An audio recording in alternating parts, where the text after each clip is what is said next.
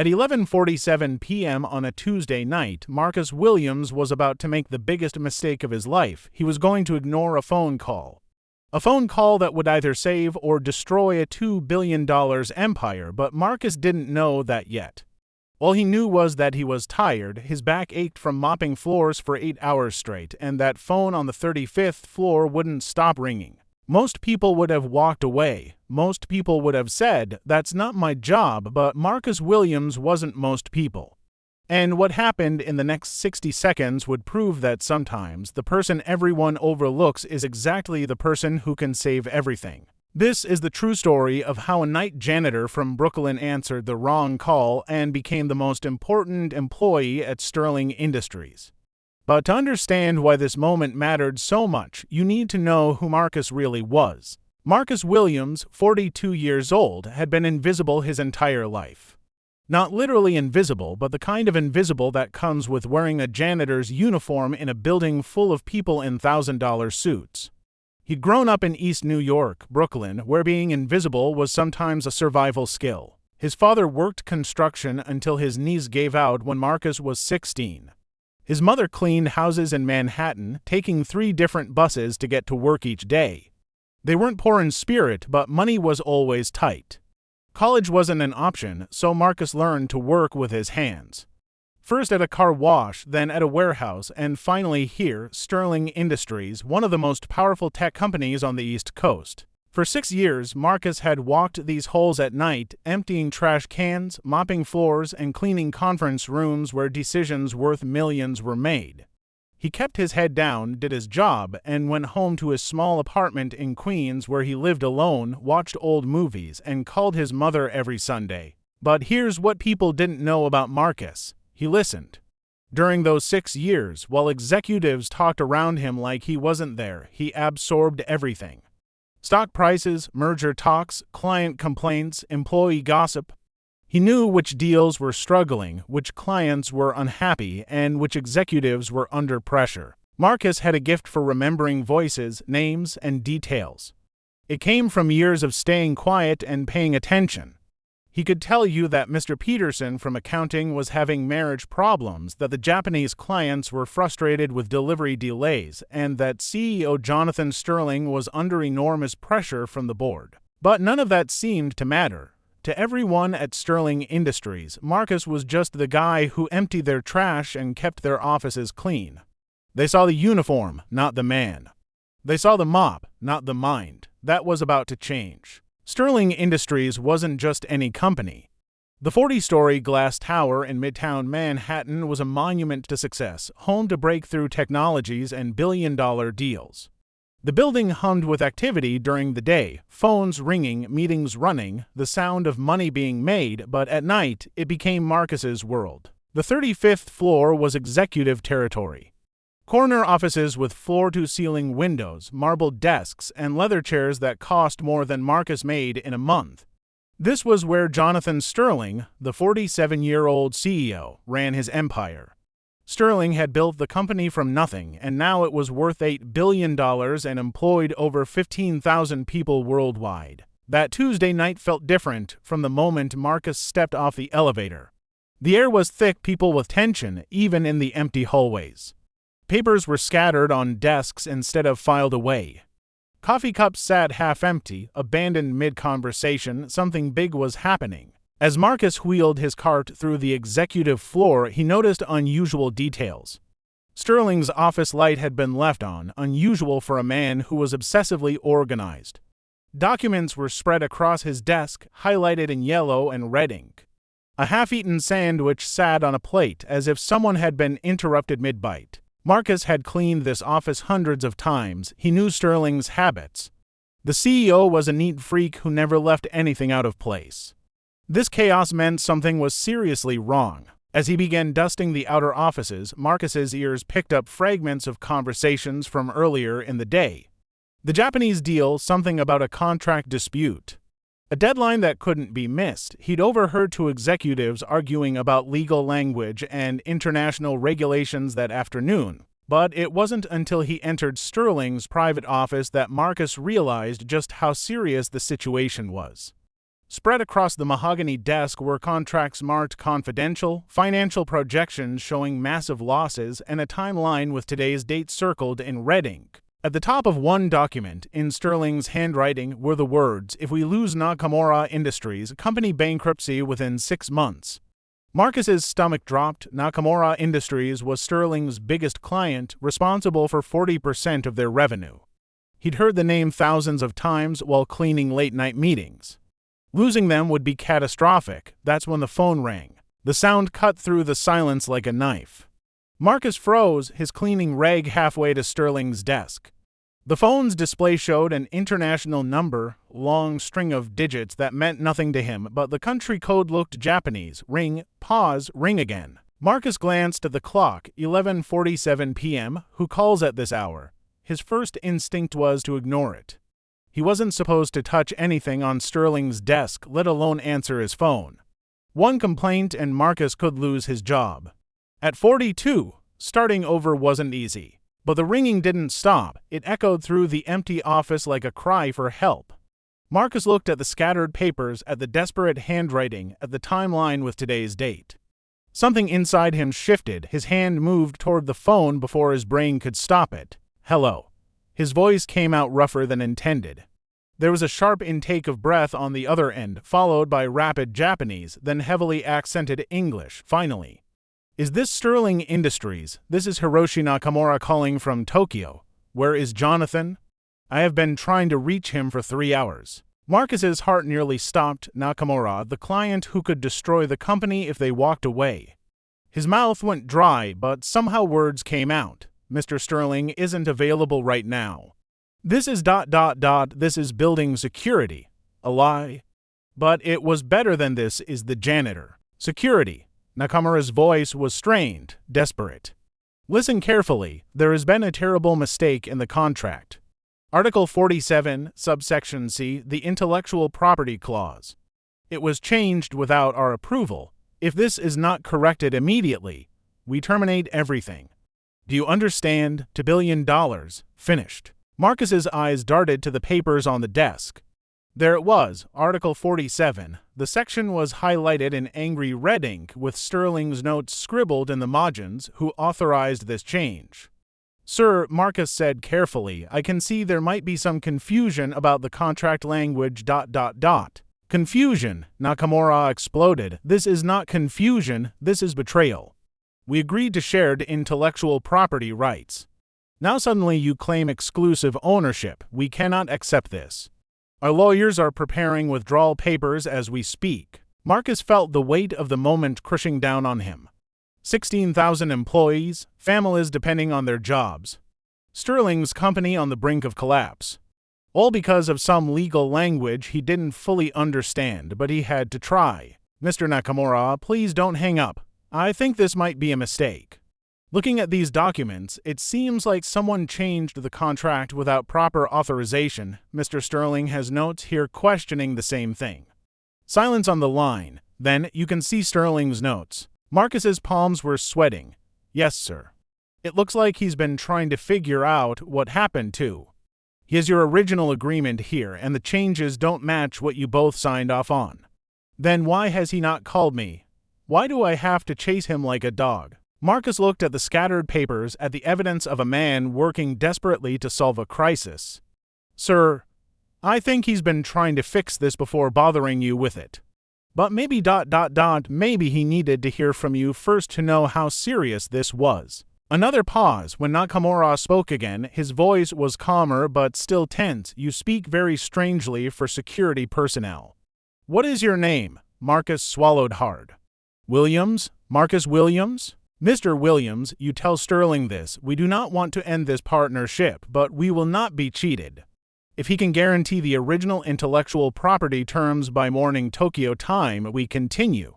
If not, we are finished. You understand?" "I understand completely, Mr. Nakamura, and I promise you, Mr. Sterling will have this resolved first thing in the morning. You promise you take responsibility for this?" The question hung in the air like a loaded gun. Marcus thought about his small apartment, his mother in Brooklyn, his simple life cleaning offices. He thought about 16,000 people he'd never met whose jobs depended on this moment. "Yes, sir." I take responsibility. The line went quiet for a long moment. Then, very well, Mr. Williams, Sterling has until 9 a.m. Tokyo time. That is 7 hours from now. Do not disappoint us. Click, the line went dead. Marcus set the phone down with trembling hands. He had just made a promise he had no authority to make to save a company that barely knew he existed. And he had 7 hours to make sure it happened. Marcus stood in Sterling's office, surrounded by millions of dollars in furniture and equipment, holding a promise that could save or doom thousands of people. His first instinct was to run, clock out, go home, pretend none of this ever happened. Who would blame a janitor for not getting involved in billion-dollar deals? But as he looked at the papers spread across the desk, at the timeline marked in desperate red ink, he realized something. Sterling was fighting the same battle Marcus had just inherited. The CEO wasn't the enemy here. He was another victim of someone else's mistake, scrambling to fix something that had been broken without his knowledge. Marcus pulled out his phone and did something he'd never done before. He called Sterling Industries' emergency executive line. The automated system asked for his employee ID and department. When he punched in his janitor credentials, the system tried to route him to building maintenance. He hung up and tried a different approach. Marcus remembered overhearing Sterling's assistant mention that the CEO sometimes worked from home late into the night, accessible only through a private number that bypassed the corporate system. Finding that number required some detective work. Marcus carefully searched through Sterling's desk papers, looking for personal contact information. It felt wrong, invasive, but 16,000 jobs were on the line. There it was, written in Sterling's own handwriting on a post-it note stuck inside his day planner: home office, emergency only. Marcus dialed the number with shaking fingers. 1 ring, 2 rings. Then a tired, frustrated voice: Jonathan Sterling. Mr. Sterling, this is Marcus Williams from Building Services. I'm in your office right now, and I need to tell you about a call I just received. Silence. Then, who is this? How did you get this number? Sir, I'm the night janitor. I've been cleaning your office for 6 years. I know I shouldn't have answered your phone, but Hiroshi Nakamura called from Tokyo. The deal is about to collapse. The silence stretched so long Marcus wondered if Sterling had hung up. Finally, you answered my phone. You spoke to Nakamura. Yes, sir. He's furious about Article 47 in the contract. The intellectual property clause, he says it was changed without his approval, and he's ready to terminate everything unless it's fixed by 9 a.m. Tokyo time. Marcus heard Sterling moving around, probably rushing to his computer. The intellectual property clause, that wasn't supposed to be changed. I specifically rejected that revision last week. Mr. Sterling, with all due respect, Mr. Nakamura doesn't care about internal miscommunications. He thinks you're trying to cheat him. I managed to buy you some time, but barely. 7 hours, you bought me time. How? Marcus took a deep breath. I convinced him that you've been working on this problem and that you'll have it resolved by morning. I told him you respect the partnership too much to let it end over a contract error. Another long pause, then Sterling's voice. Quieter now. What's your name again? Marcus Williams, sir. Night Shift Building Services, Marcus Williams. In 6 years, I don't think I've ever actually spoken to you. No, sir, you haven't, but I've been listening. I know how important Nakamura Industries is to this company. I know about the 16,000 jobs that depend on this deal. I couldn't just let it die because of a phone call nobody answered. Sterling was quiet for a moment. When he spoke again, there was something different in his voice. Respect, maybe, or recognition. Marcus, I need you to stay exactly where you are. I'm coming in. We're going to fix this together. Together. Sir, you saved this deal once tonight. I'm not taking any more chances. You're going to help me save it permanently. The line went dead, but this time Marcus wasn't worried. For the first time in his life, someone who mattered was asking for his help. 45 minutes later, the elevator doors opened and Jonathan Sterling stepped onto the 35th floor. He looked exactly like Marcus expected, expensive suit wrinkled from being thrown on quickly, hair slightly messy, eyes sharp with determination and stress. But what Marcus didn't expect was the way Sterling looked at him. Not through him, not past him, at him, direct eye contact, like Marcus was a person who mattered. Show me everything, Sterling said without preamble. For the next 2 hours, Marcus found himself in the most surreal situation of his life. He sat across from one of the most powerful CEOs in America, explaining what he'd overheard in hallways, what he'd observed in late-night meetings, and what he'd learned from 6 years of invisible presence. The problem started 3 weeks ago, Marcus explained, pointing to documents on the desk. I was cleaning the legal department when I heard 2 lawyers arguing about intellectual property precedents. One of them mentioned that the Nakamura contract was being updated for better protection. Sterling frowned. I never authorized any updates. I don't think you did, sir, but I also heard them mention that the changes were being fast-tracked because of pressure from the board. Something about maximizing value before the quarterly review. Sterling's face darkened. The board pressured legal to change contract terms without my approval. Marcus nodded. It sounds like someone was trying to squeeze more value out of the deal without asking you or telling Nakamura. They probably figured it would slip through unnoticed. And it almost did. Sterling was already on his phone, calling the head of legal at 2 a.m. The conversation was brief and heated. When he hung up, his expression was grim. You're right, board pressure. They wanted better terms and figured Nakamura wouldn't read the fine print carefully. They were wrong. Sterling spent the next hour drafting a new version of Article 47, restoring the original intellectual property sharing agreement. But there was still the matter of Nakamura's trust, which had been badly damaged. He's not just angry about the clause, Marcus said. He's angry because he feels disrespected. Like you tried to slip something past him. Sterling looked up from his laptop. How do you know that? Because that's how I'd feel. When people try to take advantage of you because they think you won't notice or won't fight back. It's not just about the money, it's about respect. Something shifted in Sterling's expression. You're talking about more than just contracts, aren't you? Marcus met his eyes.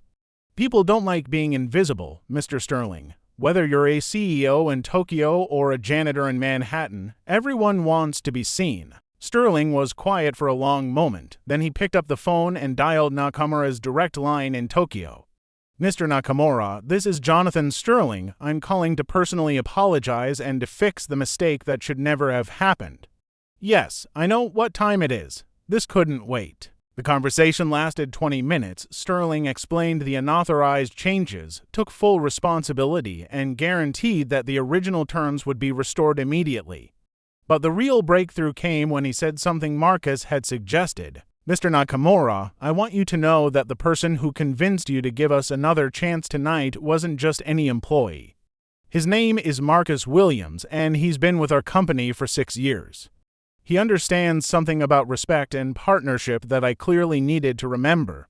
If you're willing to continue working with us, I'd like him to be part of our ongoing communications. Marcus's jaw dropped. Sterling was offering him a role in managing their most important client relationship. When Sterling hung up, he was smiling for the first time that night. Deal saved. Nakamura is satisfied, and he's intrigued by your perspective on partnership dynamics. He wants to speak with you directly when he visits New York next month. Marcus could barely process what was happening. Mr. Sterling, I don't understand. I'm just ... You're just the person who saved my company, Sterling interrupted. The person who understood what I missed, the person who turned a disaster into an opportunity. But Sterling wasn't finished. Marcus, I'm offering you a position in our client relations department. Same benefits as any other executive, corner office if you want it, and direct involvement in our major partnerships. Interested? Marcus thought about his small apartment, his quiet life, his invisible existence. Then he thought about 16,000 people who still had jobs because he'd answered a phone call. Yes, sir, he said. I'm very interested. 6 months later, Marcus Williams sat in a corner office on the 35th floor of Sterling Industries. The same floor he'd once cleaned, now transformed into his workplace. The view from his window showed the Manhattan skyline, the same city lights he'd once admired from behind a janitor's cart. The Nakamura deal had not only survived but thrived. The partnership had generated an additional $500 million in revenue, partly because Marcus's insights into respectful communication had improved all of Sterling's international relationships. Marcus still called his mother every Sunday, but now the conversations were different. She was proud, yes, but also unsurprised.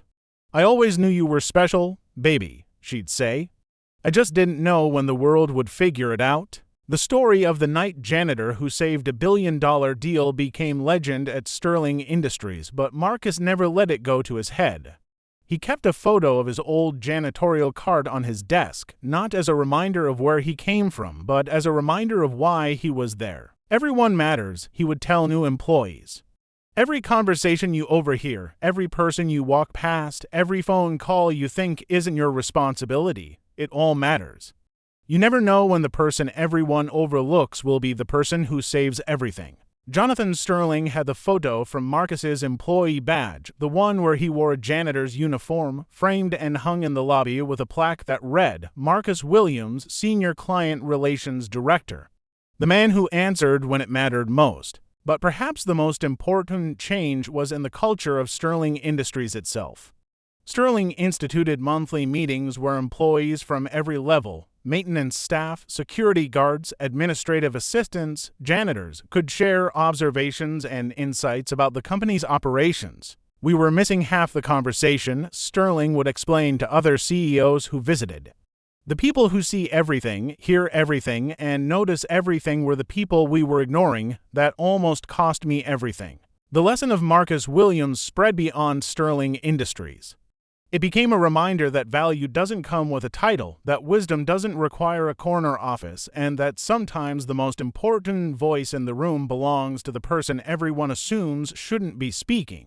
Because on a Tuesday night in Manhattan, when a phone rang in an empty office and everyone who was supposed to answer it had gone home, it was the man with the mop who understood that some calls are too important to ignore. And maybe that's the real message here. In a world that's quick to judge based on uniforms, titles, and assumptions, remember that heroism often comes from unexpected places. The next time you walk past someone whose job seems smaller than yours, consider that they might be seeing something you're missing. They might be the person who answers the call that saves everything. Sometimes the greatest opportunities come disguised as problems. Sometimes the most important conversations happen at midnight. And sometimes the person who can save everything is the person everyone forgot to notice.